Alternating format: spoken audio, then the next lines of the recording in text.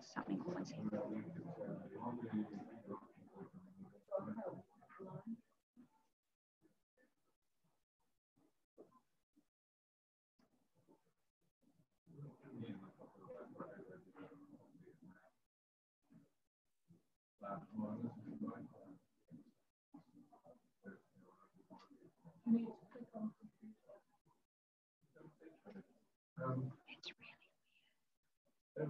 It's really weird.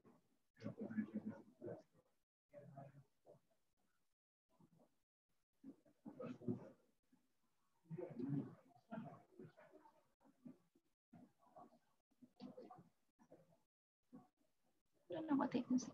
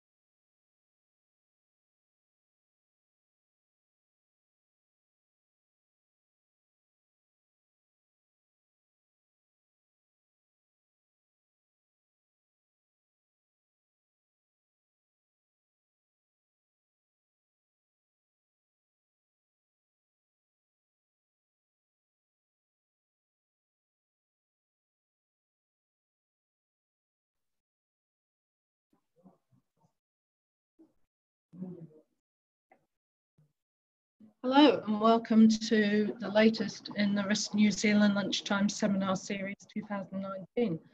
For those that don't know me, I'm Sally Pulley and I'm the Deputy Chair of RiskNZ. It's my pleasure to welcome Claire Linskill today to talk about lifting enterprise risk management capability across government.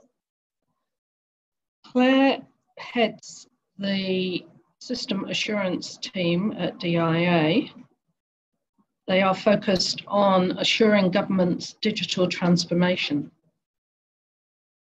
Really looking forward to this presentation because we're lucky in New Zealand to have transparency around government projects and perhaps to understand what's gone wrong. We don't have that transparency about the projects in the public sector and private sector combined. And I think there are some learnings that the private sector can take away from what's gone wrong in the public. So I really welcome Claire. I'm going to keep the introductions really short so that Claire has time to talk about her topic. Thank you. It's a small group in Wellington, a small but elite group, I should say, in Wellington, and hopefully there's a few more of you in cyber space listening to the presentation. So hopefully you can all hear me.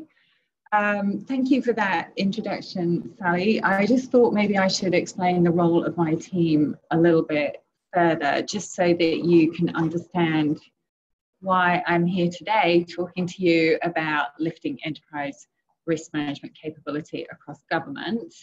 Let me just move the clicker on. So, are we all right? So here we go. So my team is actually part of the Service and System Transformation team. It supports the Government Chief Digital Officer, so that's where the focus on visual government transformation comes from.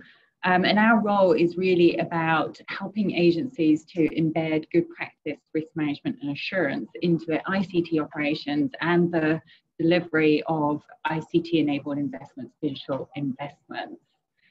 So our role is a system-wide role, and we have oversight over 64 agencies. So we have a pretty good view of what does risk management look like across those 64 agencies.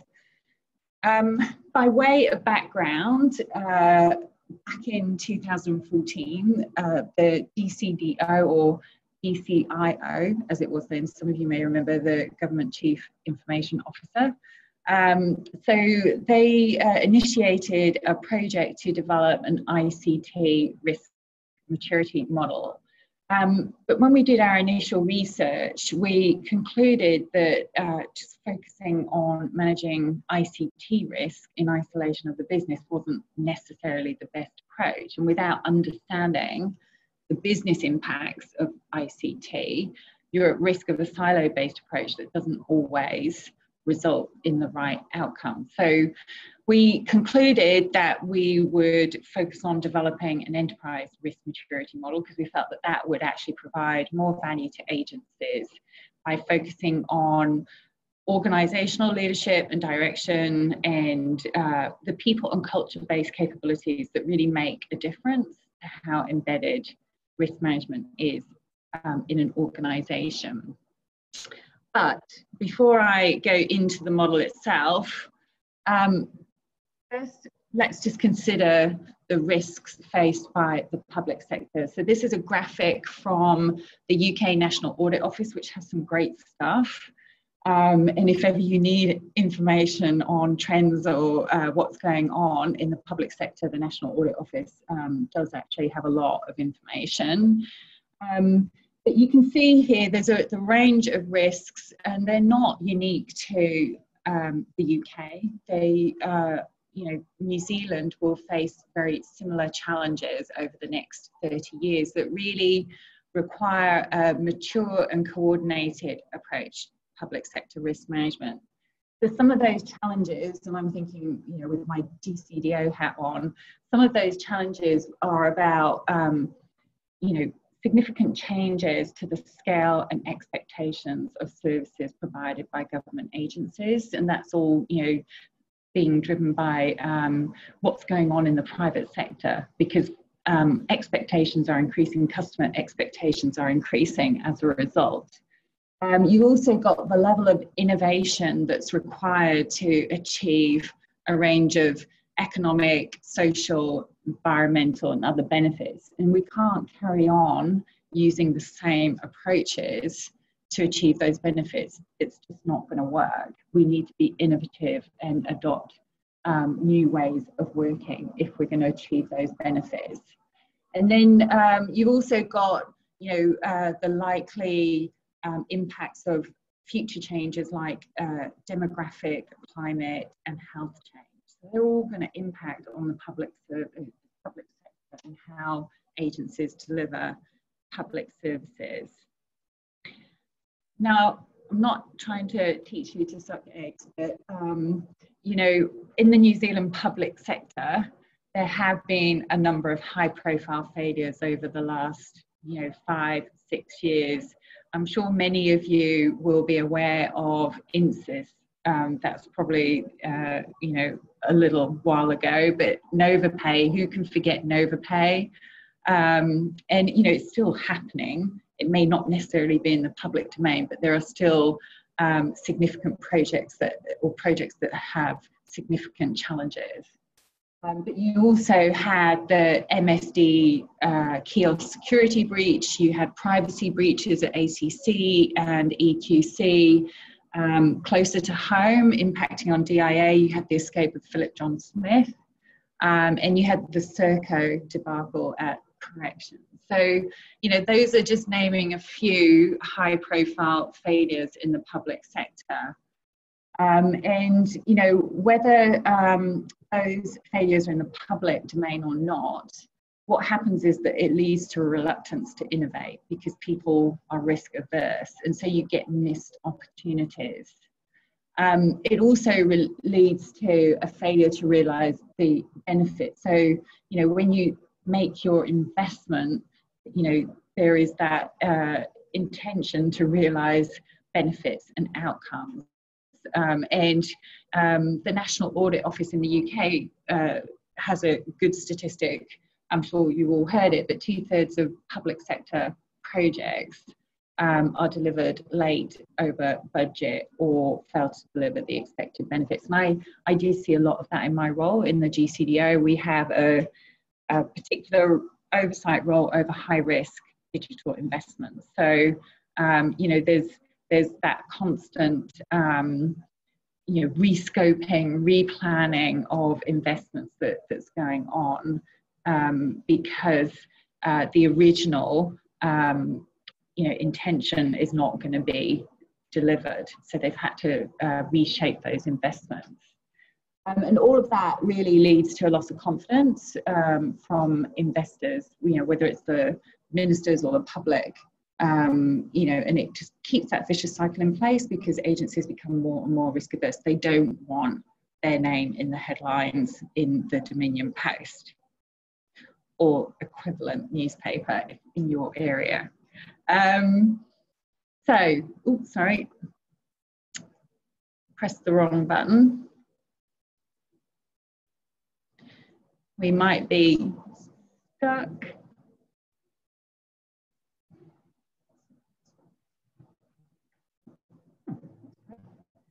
We do have a frozen screen, but I'll carry on talking anyway. Here we go.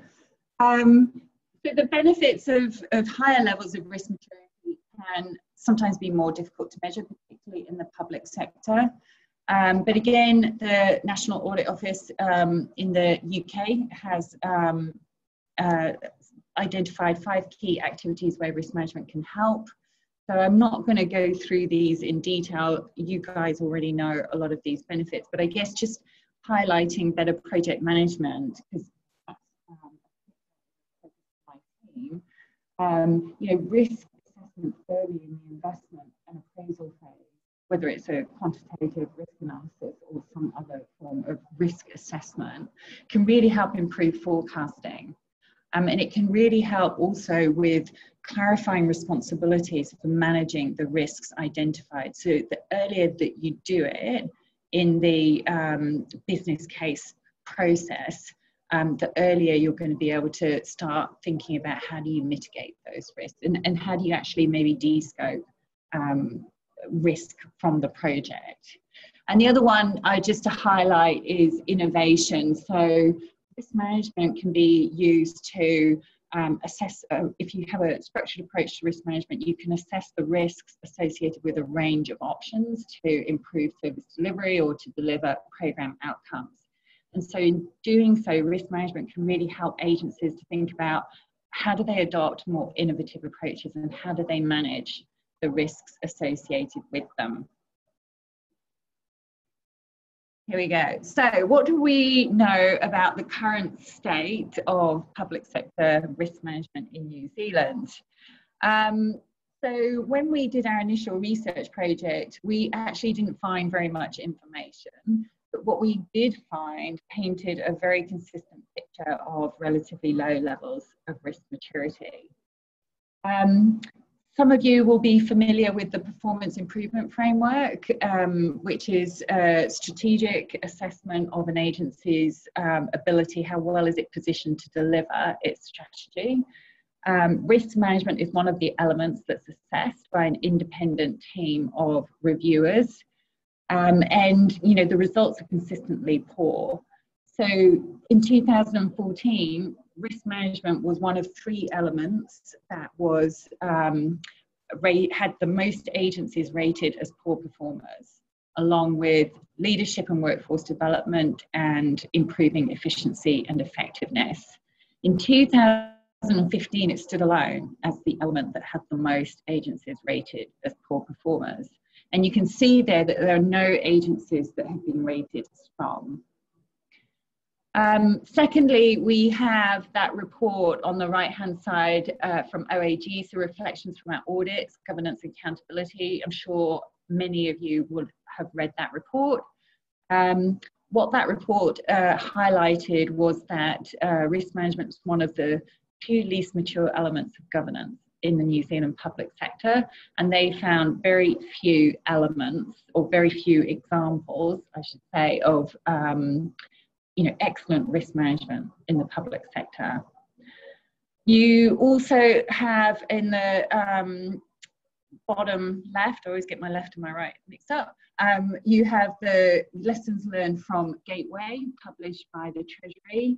And you can see there's been 3 reports, and risk and issue management, this is in a project context. Risk and issue management are consistently identified in the top 6 themes where agencies can improve. And then you have Audit New Zealand, and Audit New Zealand are independent auditors for a number of public sector agencies, and as part of their audit they do an annual assessment of risk management practices. And from the evidence that shows is that the risk management practices are highly variable across the public sector, and that there are significant opportunities to improve. So that's the current state. It doesn't paint a particularly rosy picture of risk management in the public sector. So what did we do? So we set about developing a all-of-government enterprise risk maturity model, or maturity assessment framework. We're up to version 3. And it's self-assessment, so agencies are able to go online and complete an individual self-assessment of their agency's risk maturity. We developed it with a cross-agency working group, and one of the members of that cross-agency working group is sitting here today in the audience in Wellington. And we also worked closely with the Public Sector Risk Forum, which is made up of the heads of risk from a number of different agencies across the public sector. The Public Sector Risk Forum in particular in those early days were quite challenging to work with. And at the time that was quite confronting, because we thought, oh, they'll really support what we're trying to do here. But actually, you know, they really challenged us, and ultimately that resulted in a much more robust framework. So we really got a lot of value from engaging with the Public Sector Risk Forum, and we still do engage with them. A couple of things just to highlight about the framework itself. The first is the focus on cultural and behavioural aspects. I don't know whether you guys have done any research or use maturity models, but a lot of them are very process oriented, with not so much focus on people and development and leadership and direction. So we really wanted the framework to focus on those cultural and behavioural aspects, because again, those are the capabilities that actually make the difference and make risk management, it's about the value that you create and the conversations that you have around risk management, rather than following a process. And you'll notice that the processes and tools are actually quite a small part of the overall framework. The second thing was when we did our research, the value of an enterprise approach, not just at an agency level, but at a across agency level. So in support of sector or all of government outcomes.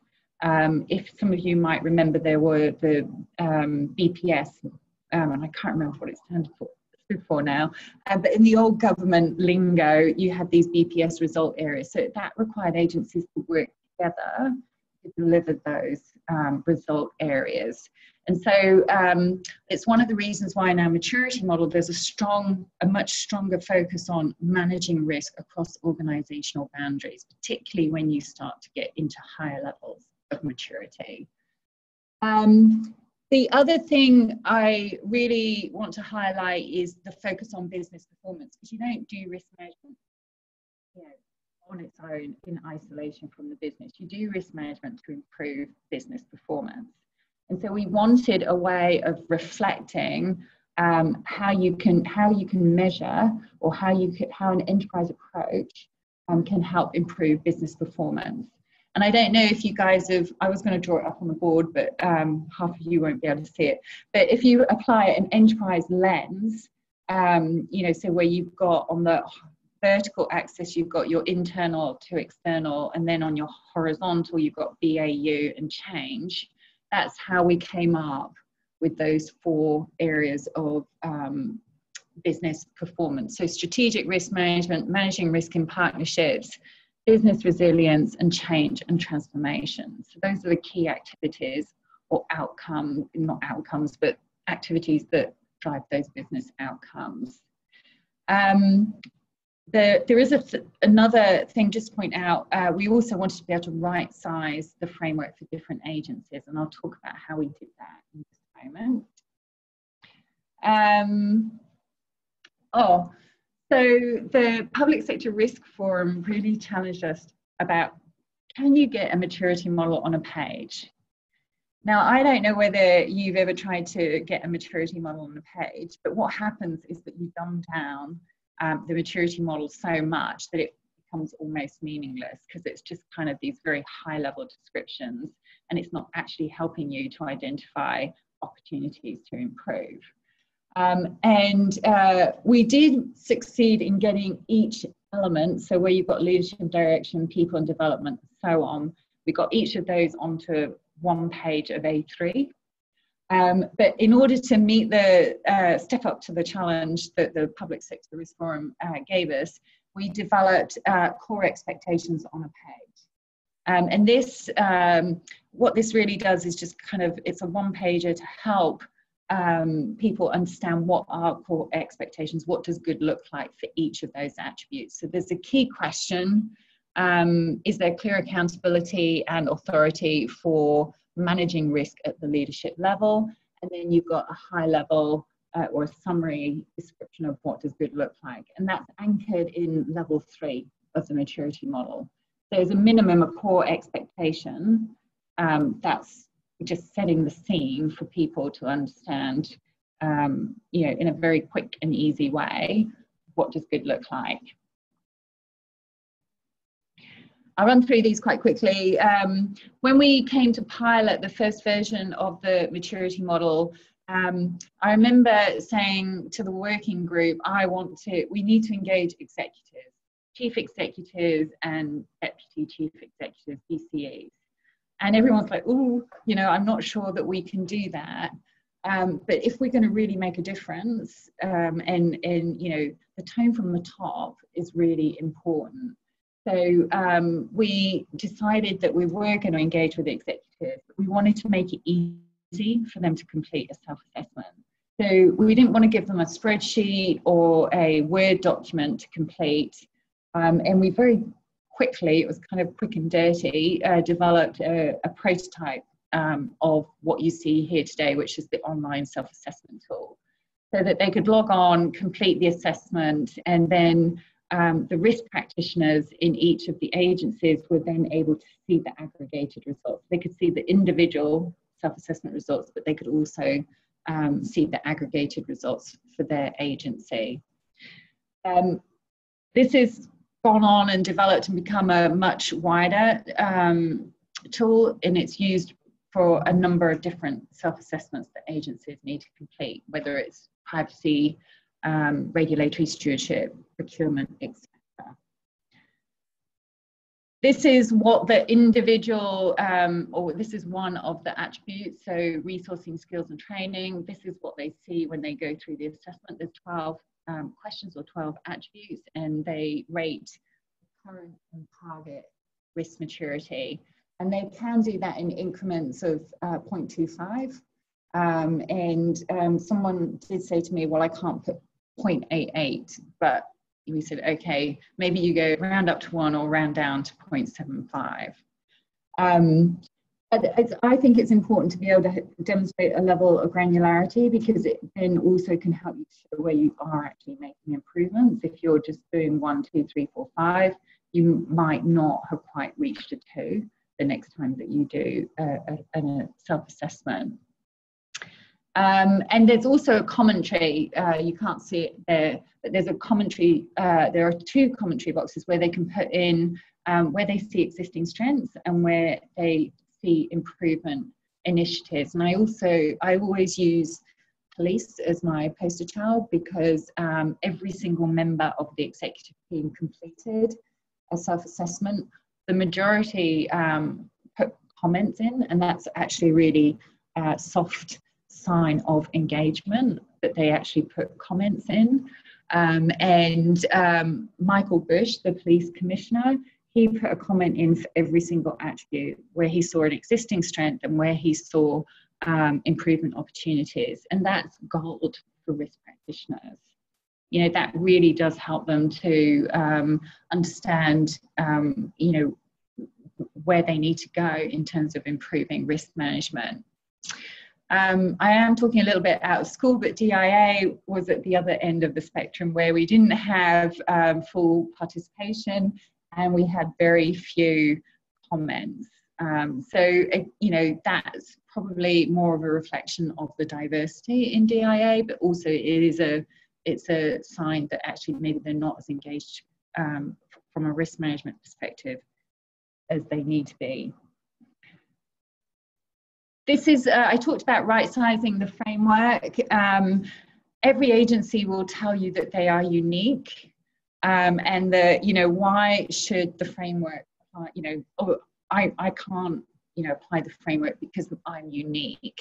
And, you know, we do have we have very large agencies and we have very small agencies. So, you know, we wanted to think about how do you actually right-size the framework. And so we came up with this tool. It has a very snappy name. It's called the Minimum Maturity Level Calculator, or MMLC. And basically, you're seeing the output here, but there's a very short questionnaire that they complete. And they are asked 8 questions. And there's 3 options for each question. So focusing more on the external environment and their system role. So you've got, you know, are they a single purpose agency? Are they leading their sector, or are they leading all of government outcomes? Are they, you know, a major agency in that respect? External scrutiny, the criticality of the services they provide to New Zealanders, and dependence on partners. And then more internally focused at the agency level, you've got the size of the agency in terms of spend, complexity of the business, performance assessments. So this is links to the PIF that I mentioned before. So how well are they positioned? You know, do they have a clear strategy? What was their PIF rating? And the level of change within the organisation. So based on how you respond to those questions, it will give you a recommended maturity level. And for smaller agencies, that may be a 2, and actually that may be okay. There was one small agency that completed the self-assessment with their executive team and their risk and audit committee. And both the executive team and risk and audit committee said they needed to be a 5. And when you did the minimum maturity level calculator, 2 was okay. And so it's a way of, again, having a conversation with the executive team. You don't necessarily need to share the results, but you could actually get them to talk through this so that they can get a better understanding of their inherent risk profile and perhaps where they should be positioning their investment in lifting risk maturity. And actually, most agencies, when they do this, that they are a 3 or a 4. And I can't, off the top of my head, think of one that is a 5. These are some of the insights that you get from internal benchmarking. I'm just conscious of time, I'm probably okay. Internal benchmarking, so this is the agency's data, and we've had a number of agencies that have done the assessment beyond their executive teams. I've already mentioned risk and audit committees, but they may have actually cascaded it down to you know, tier 3, tier 4 managers. corrections, for example, did the assessment initially with their executive team, and then they decided to survey 300 frontline managers, so prison directors, practice managers in the regions, because they're very much a regional organisation. Now they had about 62% participation, so they got about 173 responses when they did that assessment. And what they were able to, when they compared the exec and non-exec results, very unusually, they were very closely aligned. Now, that's probably a reflection of the type of organisation they are, because they are, they're an operational organisation. They're geographically spread, but they do the same functions in each area. Now, that's not to say that the results were showed high levels of risk maturity, but it showed that actually executive and non-executives were very closely aligned in their thinking around risk maturity. And that doesn't happen very often. Usually there's a disconnect that you see between execs and non-execs. They're also able to analyse the results by region. They were able to analyse the results by management tier and by management role. So that then helps them to think about, well, how do I need to engage with that group? What's different about their understanding of risk maturity versus another group? So do I need to invest more time with this group or less time with this group? And that's just one example of how they, of the internal benchmarking. And in the tool, you can define your own groups. It's basically how do you want to report the results internally? And then we have external benchmarking. So we provide, or my team provide, an external benchmarking pack. So if they complete the assessment with their executive team, that's the population on which we do external benchmarking, because that's the consistent population across agencies. And we would provide them with an external benchmarking pack that showed their executive results versus all other agencies that have completed the assessment, the type of agency, so whether it's a public service or a non-public service, or a regional council, or different types of agencies. We can do it based on financial size, number of employees, also sector results, so how do they compare to their sector, and I think there's another one, but I can't remember what it is off the top of my head. So that actually, in any agency that tells you that they don't want to know how they compare to their peers is lying. They all want to know how do their results compare to their peers. Okay, so what have we learned to date? Here, this is kind of the interesting part of the presentation. Here we have the aggregated results for all agencies that have completed the self-assessment with their executive teams. This represents the results of 12 agencies, which actually is enough of a population for us to start analysing what does that look like from a system perspective. So what trends are we seeing? And this is voluntary for agencies to use, so there's no requirement for agencies to complete the assessment. But we've got a lot of positive feedback from agencies that have completed the assessment. And as I mentioned, a number of these have gone on and actually rolled the assessment out further. We have another 5 agencies that have completed it with their risk and assurance function, or a wider risk champion network. So if they have a kind of risk and compliance network or a risk champion network, they have also this whole set of results for them. Their results are very similar to the ones that you're seeing on the screen today. And what you're seeing is the current risk maturity across those 12 agencies. I guess from my perspective, I want to walk over to the screen. The standout for me is managing risk in partnership. So you can see that there is a relatively low level of risk maturity compared to the other. I mean, it's low overall, but compared to the other attributes. managing risk in partnerships is significantly lower. And, you know, our definition of partner is quite broad. You know, it's really kind of any third party vendor or other agency that's required to deliver a business outcome.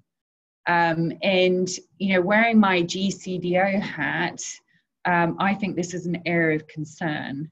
And I think it's probably an area of concern if you're a private sector organisation that is interacting, providing services to government as well, because it's not actually, you know, a very good story about how are you doing, how are you managing your relationships with your key partners, what are the risk and reward trade-offs, and how are you building those strategic relationships so that you're actually in it together, you know, to deliver an outcome, and managing the risks so that there's a shared understanding of risk across that partnership relationship. You know, with the digital government transformation, you know, there's an increasing demand for joined up services. So this is only going to become a bigger focus. And again, when you think about, I hate the word ecosystem, but when you think about digital ecosystems and everything being interconnected, and the cloud, and, you know, all of those things that are putting increasing reliance on the key partners that you have to deliver, then to me, that's a real area of concern. There's a couple of other areas just to point out. So resourcing, skills and training. You know, I think we all know that New Zealand's a thin labour market, but I'm not just talking about risk specialists here. It's really about, you know, management's understanding and core competency in risk management. So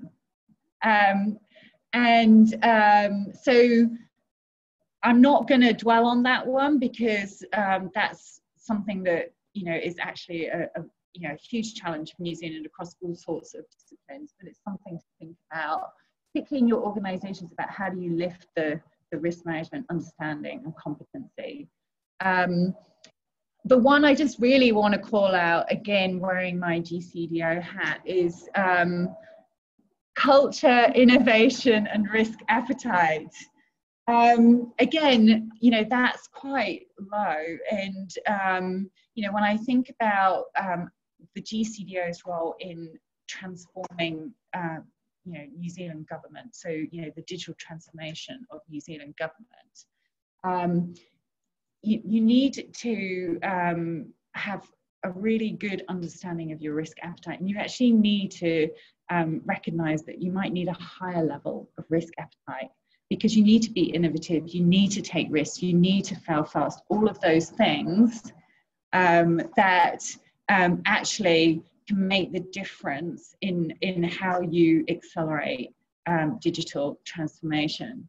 So for me, I think the whole innovation question, and how do you help executives to understand that taking an innovative approach can actually be a better way of managing the risk overall, rather than actually just focusing on that we might fail with this experiment. But actually, you know, you're not going to fail 7 years down the line when you haven't delivered this, you know, digital investment that you intended to deliver, you know, back in 2018.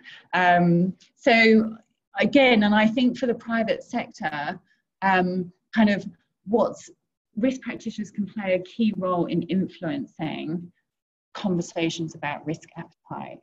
And I think as well as providers to government or third party, you know, vendors providing services to government, it's important to have those conversations and understand what's the risk appetite, and, you know, how can you help agencies to think more about not taking greater risk, but taking risk-informed decisions. All right, I'm gonna, that one didn't quite appear. That was just showing current versus target. So you can see actually, you know, we are looking to improve. That's a good thing.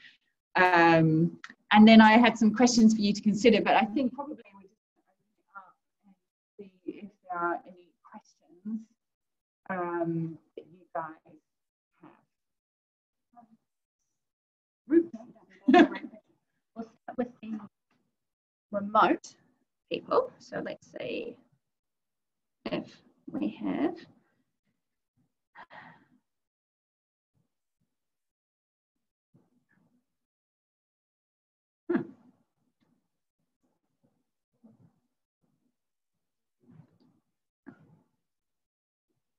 No, there's no questions. Anybody want to write in their questions if they have anything from the remote locations?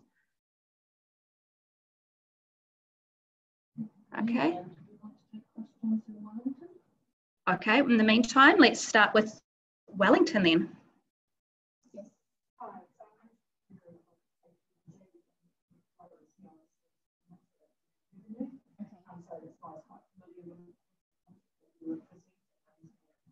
I really like the robustness of what you were doing. One thing I've been observing as I've been looking at risk framework maturity in the private sector and public sector is interesting to me, and I just wanted to know if you felt that the maturity level in an organisation is correlated to your risk management capability of governance. I think, you know, governance generally across the very clear. Do you want to come in here so you can speak into it? Generally, governance across New Zealand public sector is weak or weaker than in the private sector. And I think you have those challenges around the separation of management and governance in the public sector, which actually can help to, you know, lift governance capability. I do think risk management, if you do have a really good, effective governance in place, whether that's in projects and programs or, you know, just in managing the organisation, then you do see a greater focus on risk management.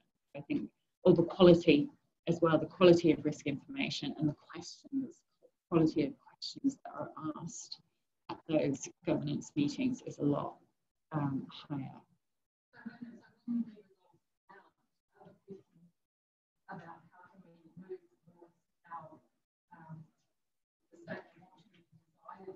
Yeah.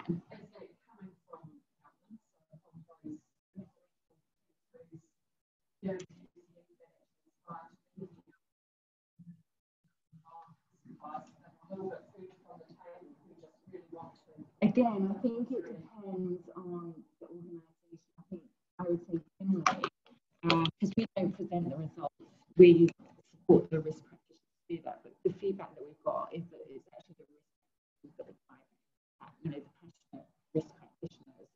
There are a couple of agencies where I say that's you know, the police in particular is one where they're actually really engaged and you know, having the discussion about what we do next. And one of the external benchmarks is an executive spider, and it's anonymized, so they don't know whose results are whose. But when they presented their executive spider, what that highlighted was that actually we're all over the place. And so, you know, that management board decided, well, let's take one risk, and it happened to be health and safety, topical, and let's get on the same page. What's our risk appetite? You know, how do we manage? What reporting do we want to see around health and safety? So, you know, I think it varies, but I think there's a strong link to, you know, the maturity of the people who are doing governance. Yeah. Any other Wellington questions? Yep.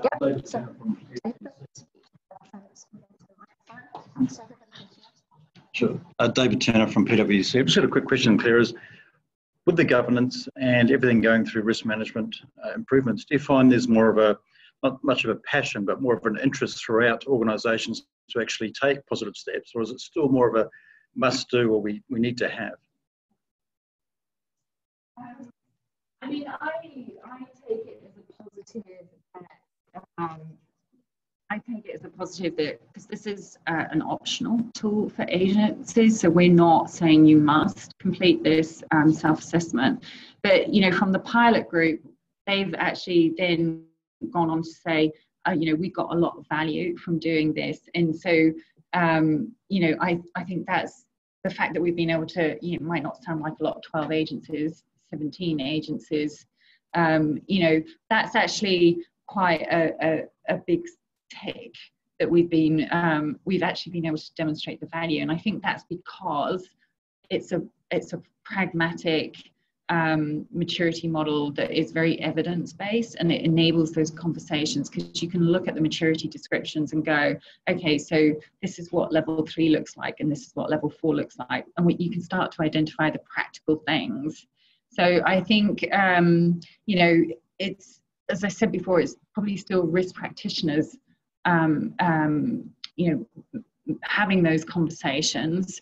But I am seeing more and more evidence of risk champion networks and those types of, which are, you know, self-organizing in the sense that you have someone, you know, set it up, but actually the success of it is on the, you know, how well they engage and have those conversations, and that people see value in them. Yeah. Right, there's a couple questions that have been typed in here. I can't read without my glasses. Okay. First one, thanks for the great presentation. We have used this model to conduct our risk maturity assessment. Once recommendations have been identified, the challenge is now to get the buy-in on implementing some meaningful actions to drive the change and lift maturity. Tips on dealing with such challenges would be helpful. Okay. So, I mean, you know, there's lots of tips, I guess. I mean, I think, you know, one of the things that we do with, you know, we meet regularly with the Public Sector Risk Forum, and so one of the things that we can do is actually start to identify some of those tips and hints that could help with, you know, rolling it out. I think my top tip would be just focus on one or two areas, not necessarily, you know, everything, because if you look at the gaps and you kind of rank according to the size of the gap, then, you know, identifying one or two actions or one or two areas that you want to put actions in place will kind of get the ball rolling, and then you can start to actually demonstrate the value of what you're doing, and you can expand that out to the other areas. You know, I think I wouldn't focus on processes and tools, as, you know, I wouldn't do that. You know, when you start thinking about the business improvement areas, so like the managing risk in partnerships, strategic risk management, you know, change and transformation, then you know, what are the practical things that you can do that will make a difference in those areas? And it will vary by organisation, but even if it's just a deeper dive into those areas to understand, well, where are the real risks and the gaps, and present that back to your management team. So you don't always have to go, oh, we have to do something. The next action could be, actually, we need to analyse this further. We need to do a deeper dive.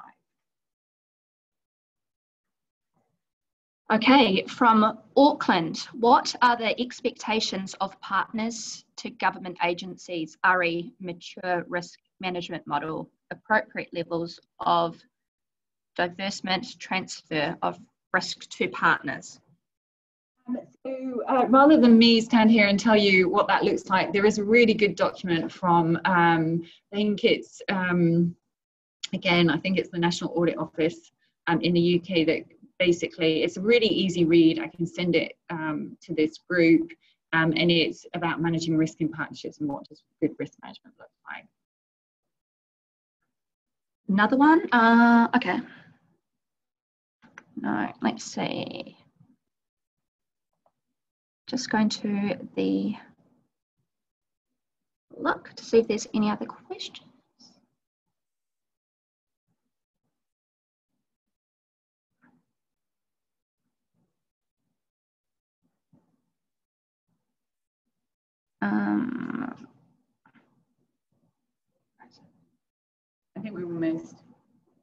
at a time anyway. Some of the presenters are better than others. Okay, Christchurch, are there any questions? No questions from us, thank you. Thank you very much. Right. Auckland, are there any questions? So one question I would be interested in comment on, and that would be, is there any correlation between higher levels of risk maturity and the effectiveness and performance of individual agencies? You know, as I mentioned at the beginning, that's actually really difficult to measure in the public sector. And so there's, as far as I'm aware, there's no formal study or, you know, evidence necessarily, you know, quantifiable evidence that says, okay, higher levels of risk maturity result in higher levels of performance.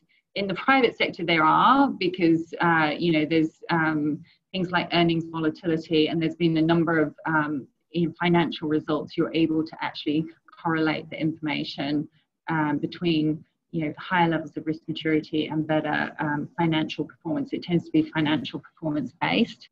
So no, I don't have the evidence to do that, but as I mentioned, the National Audit Office in the UK has identified those areas where they think risk management does result in improved business performance. That would be a good study, a good thing to do.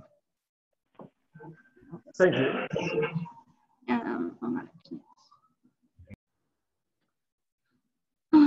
All right, let's see if there's any more. No, that seems to be the last of the questions. Can I just mention, sorry, you'll see it in the slide deck. There is a link to our website where you can actually download an Excel-based awesome model.